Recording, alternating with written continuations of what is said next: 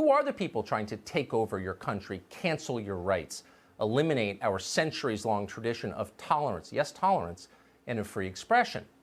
And the truth is, we often don't know their names. They're mostly faceless political agitators who exist primarily online. They're trolls who thrive on cruelty. And yet suddenly they have immense power over all of us.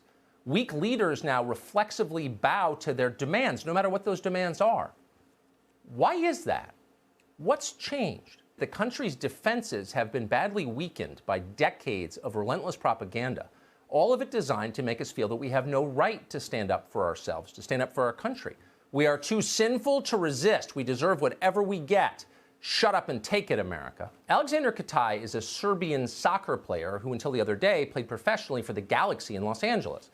Last week, Katai's wife posted criticism online of the looters she was watching wreck Minneapolis. A lot of people felt that way. Katai's wife wrote in Serbian, which she speaks. Protesters dutifully arrived at the stadium to call for his firing.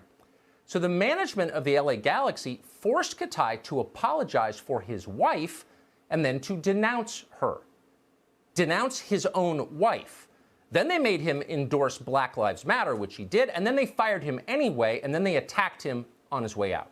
The team's president, Chris Klein, sounded pleased by the whole thing. Quote, "In the end," he said, "we have to look at what the club stands for and who we are."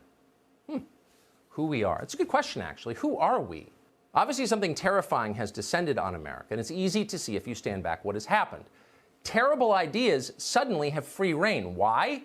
Because no one pushes back. Those ideas are met with supine weakness. Some professional activist says something crazy and destructive because that's what professional activists do, always. Defund the police! So the rhetoric gets even crazier and more destructive. Kill the police! Okay, what next? UCLA is now investigating a professor for the crime of reading Martin Luther King's letter from Birmingham jail out loud. Another professor called Gordon Klein is under police protection tonight.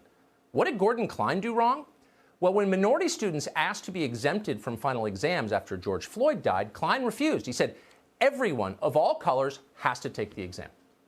UCLA immediately suspended him. Students threatened to kill him. Now Klein has police cars outside of his house.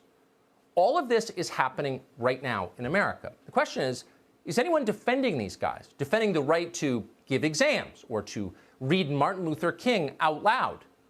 Well, probably not. No one's defending anyone anymore. It's every man for himself. Last week, the cosmetics company L'Oreal announced it was hiring a black transgender model called Monroe Bergdorf. Bergdorf will sit on the company's newly formed Diversity and Inclusion Advisory Board. Bergdorf had worked at L'Oreal before, but got fired 3 years ago for writing this specifically addressed to white people. We're going to quote from it. Quote, "Your existence, privilege, and success as a race is built on the backs, blood, and death of people of color. Your entire existence is drenched in racism. Racism isn't learned, it's inherited, and consciously or unconsciously passed down through privilege. Once white people begin to admit that their race is the most violent and oppressive force of nature on earth, then we can talk." End quote. No child is born evil. Sin cannot be inherited. That's insane. Certain racial groups are not morally superior to other racial groups, and we should never condemn any ethnicity as, quote, the most violent and oppressive force of nature on earth.